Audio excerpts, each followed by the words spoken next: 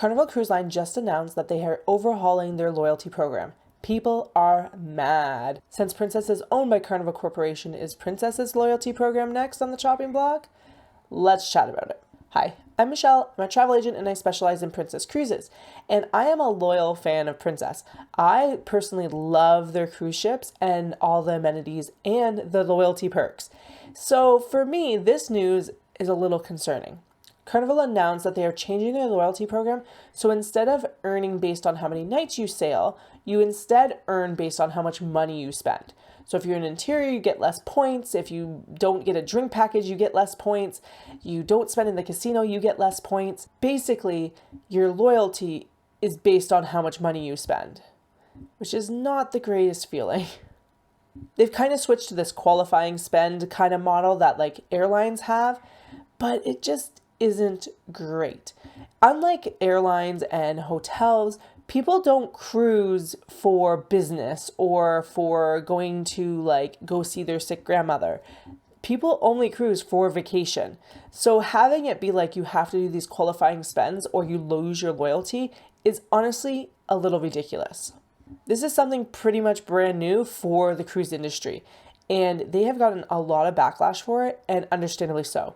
If you are locked in right now, you only have 2 years to be able to rebuild your loyalty status.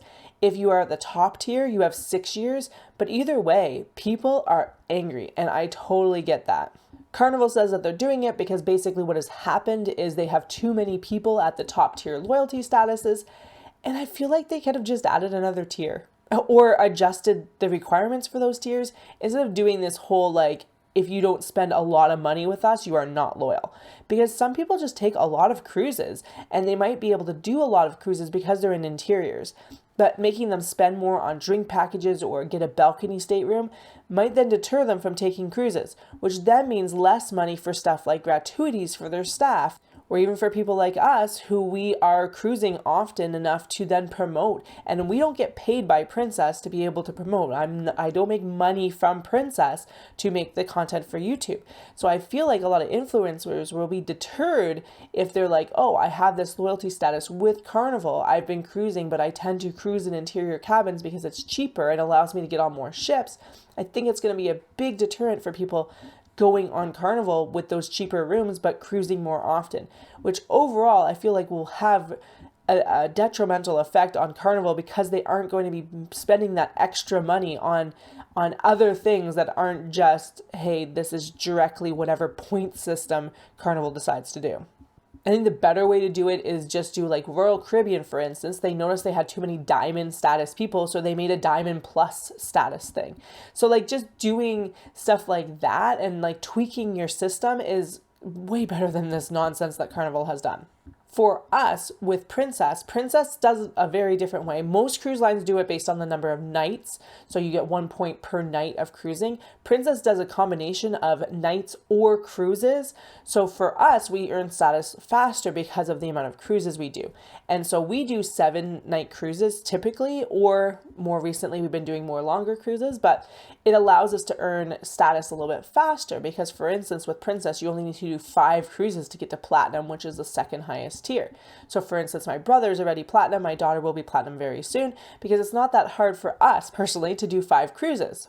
My daughter's been on 8 cruises so far in her life, and we've only been cruising with her for 2 years.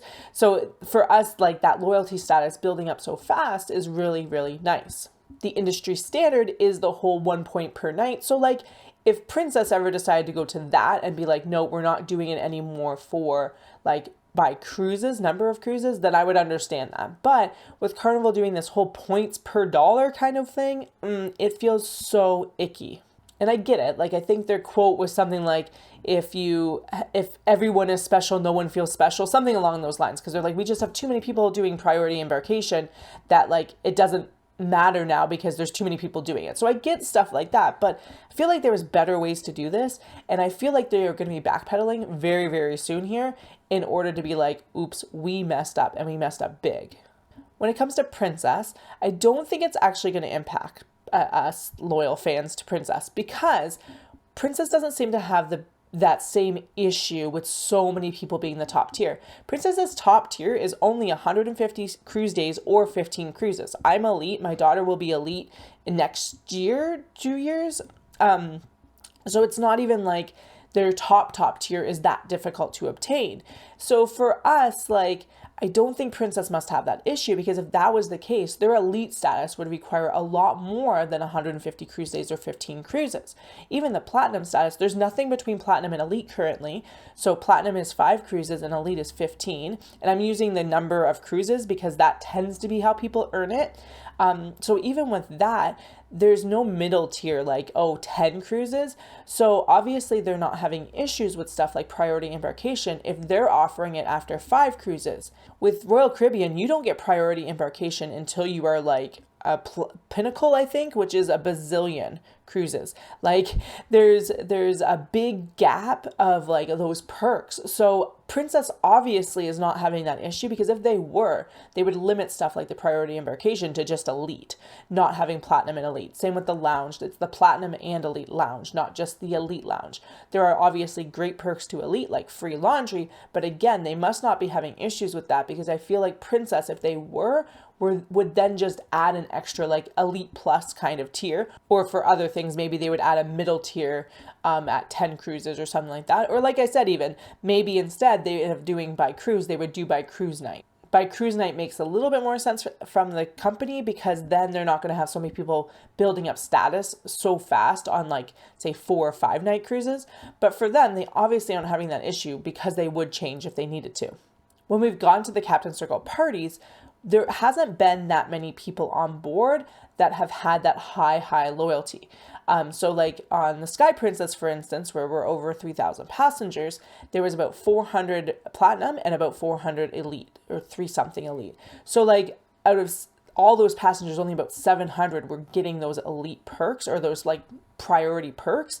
So obviously Princess isn't having that issue, whereas Carnival apparently is just overrun with people, this according to them, overrun with people that have all these perks that they can't keep up with all these perks. Let me know in the comments what you think about Carnival's decisions to make these changes, and if you're interested in what the Princess Cruises loyalty program looks like and the details of all the perks, go check out this video right here.